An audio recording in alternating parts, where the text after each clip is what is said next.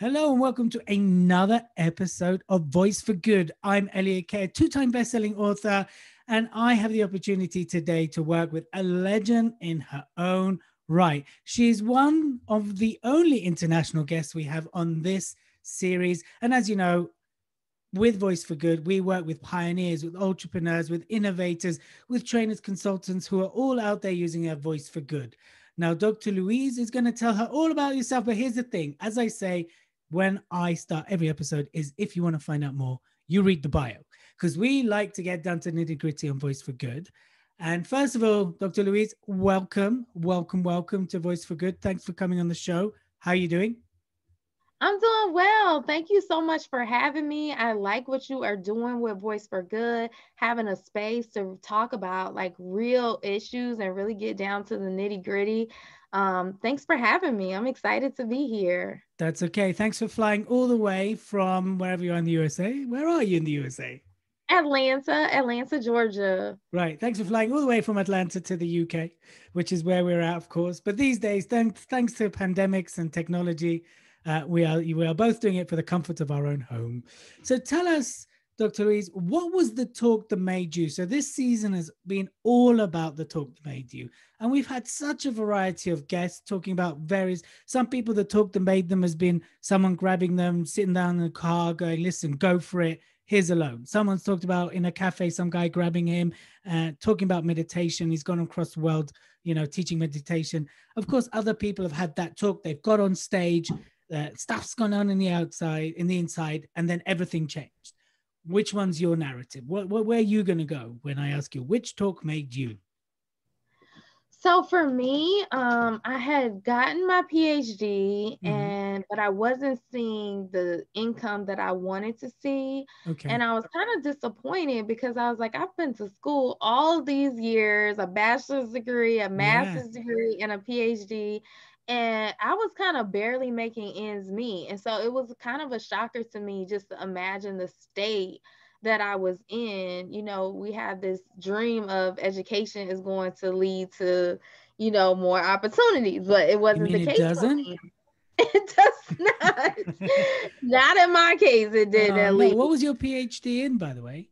Counseling psychology. I'm a psychologist. Wow. So in theory, that's a sought after profession. So you should have done well. That's the theory, right?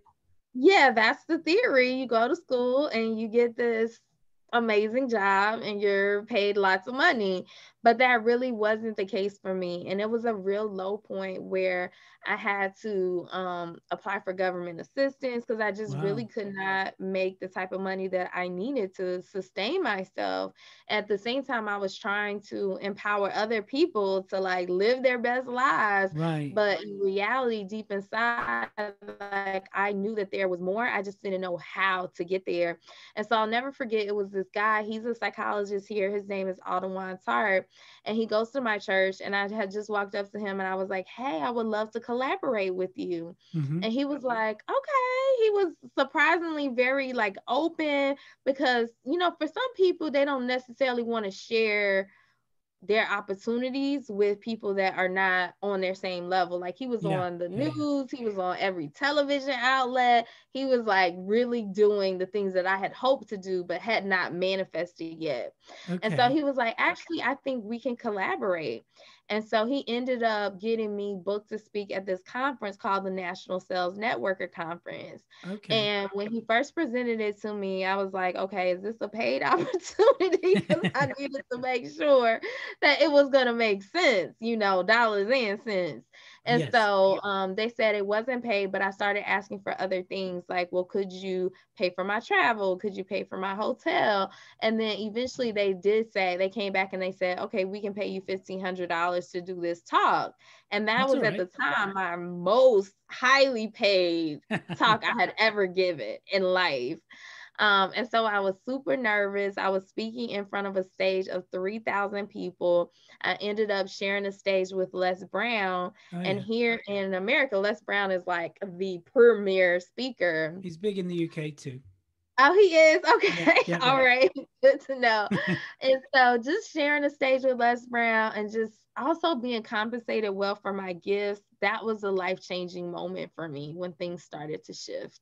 So tell us a little bit about the pre-talk. What went on for you? Because I mean, you're a psychologist. I take it you were in debt too, right? Because of how much it costs Oh, to get, very much in debt. yeah, Yes. to get your Swimming, doing PhD. the backstroke in debt, Wow. student Okay. loan debt. Yes. Okay. So fairly in debt then. And then you approach this guy, which is fantastic. And he says, cool, I'll put you on stage, right? Your first gig was in front of 3,000 people. What went on for you? Like, tell us what went on for you on the inside. I was scared. I had bubble guts. Have you heard of bubble guts? It was like my Don't know. stomach was, Maybe. What's bubble it's, gum? Not it's in that kind of term. like, I don't know if it's a UK phrase, but it's kind of like when your stomach starts doing turns inside. Oh, That's why I yes. really don't like to eat before I speak, because the nervousness and the Oh, bubble guts yeah. just don't work well together. And so I was nervous. And then just before we got on stage, they wanted us to do kind of a trial run of what it was Yes. going to look like. And so I'm standing here on a stage with thousands of seats. Like they're all empty, but I'm imagining in a few minutes it's going to be full. And then it was this big musician that was also performing. His name is Brian McKnight. I don't know if y'all have heard of Brian McKnight in the UK. He's kind of like a Maybe. R&B singer. I've heard the And so name, but I don't know if that's because he's got a familiar name or I've heard about him. But let's go with, yeah, I know him really well. okay, so he's singing, he's doing his like performance, mini performance before I'm speaking. And I'm like, oh my gosh, it's Brian McKnight back there. And I'm trying to like calm my nerves. And so at one moment, I was like, I just need to step out for a second, gather myself, take some deep breaths, go over my content, make sure I know it inside and out. And so that was kind of the process. That was what was happening for me internally. Okay. So what did you do to get over that? Because still you went outside, you took some breaths, I don't know, meditated, did some push-ups, ran for a run. I don't know. No push-ups. So I'm No. not about that push-up life, but I was, I did take some deep breaths.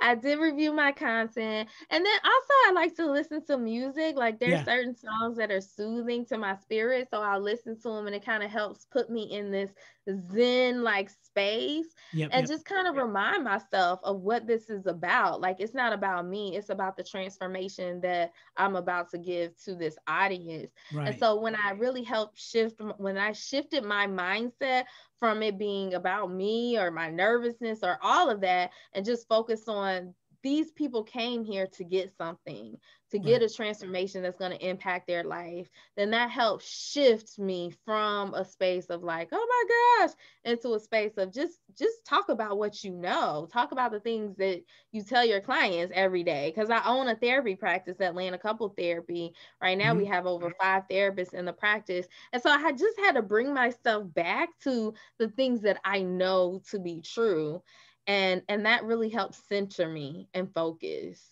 Yeah, that's brilliant.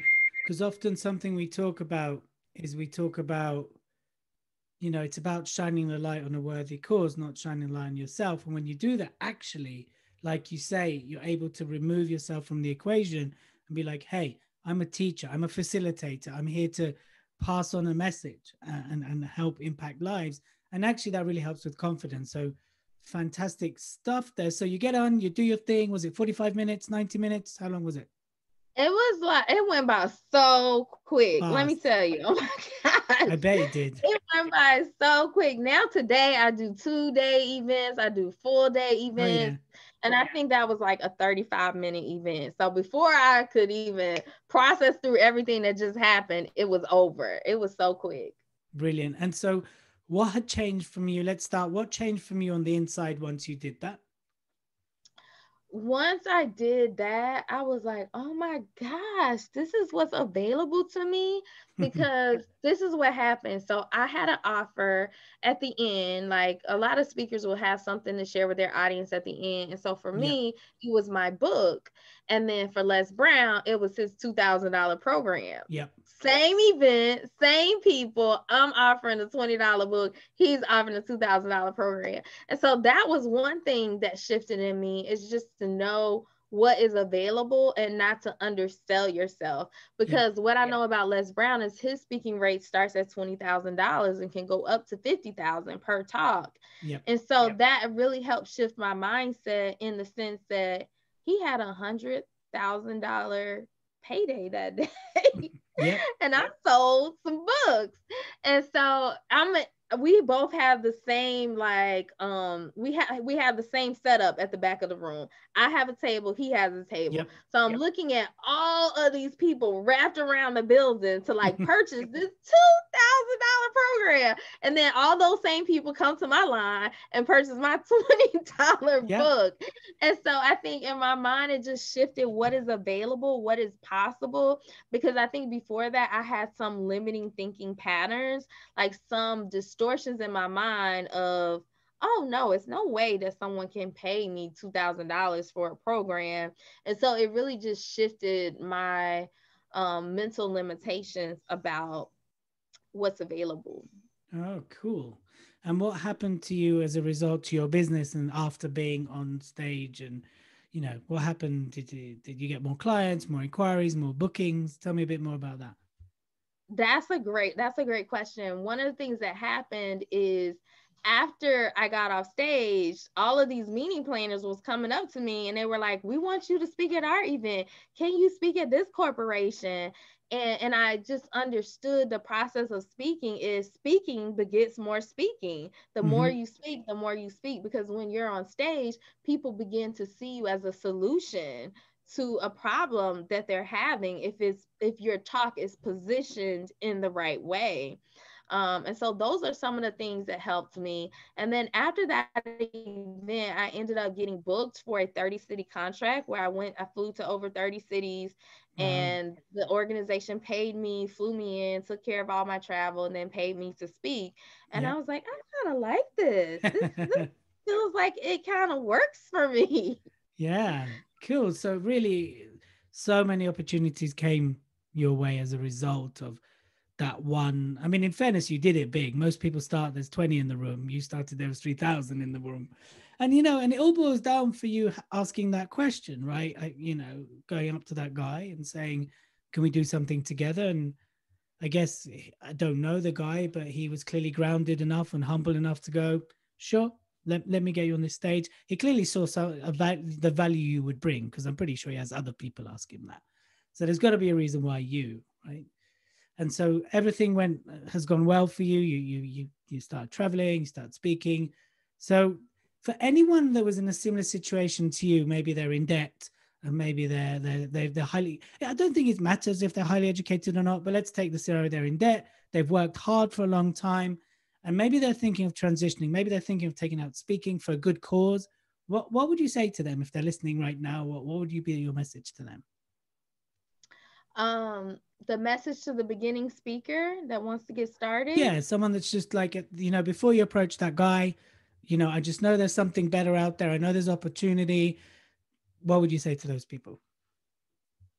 I would say to get clear about what you want to speak about. That's the first thing, is get clear about what is your message. One of the mistakes that I had in the very beginning is that I would speak on anything, like all areas of mental health, all areas of speaking. But then when I found my niche, that it's really about teaching people how to package and position their words so that people will compensate them for it. That was like my niche. And so I think for all of your audience out there, just first getting clear about, one, what do you want to speak about? Two, who needs that message? Because they're conferences, they're corporations, they're colleges, but really get clear about who needs the message that you have to offer into the world. And then three, get clear about, well, what are some of the pain points? Because before someone decides to hire and pay you to speak, you have to understand what they're going through. So for me, a lot of the speakers that work with me, their biggest struggle is, well, I don't know how to market myself. I don't know how to pitch myself to speak. I don't know how to negotiate so that it's a win-win for me and the meeting planner. I just say yes to anybody that asks me to speak.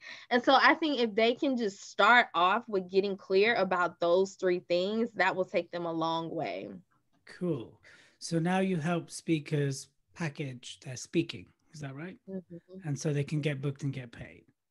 So what are That's some of right. the outright crazy mistakes people make before they come or when they've come to you? Like, oh my God, I've tried this, I've done this.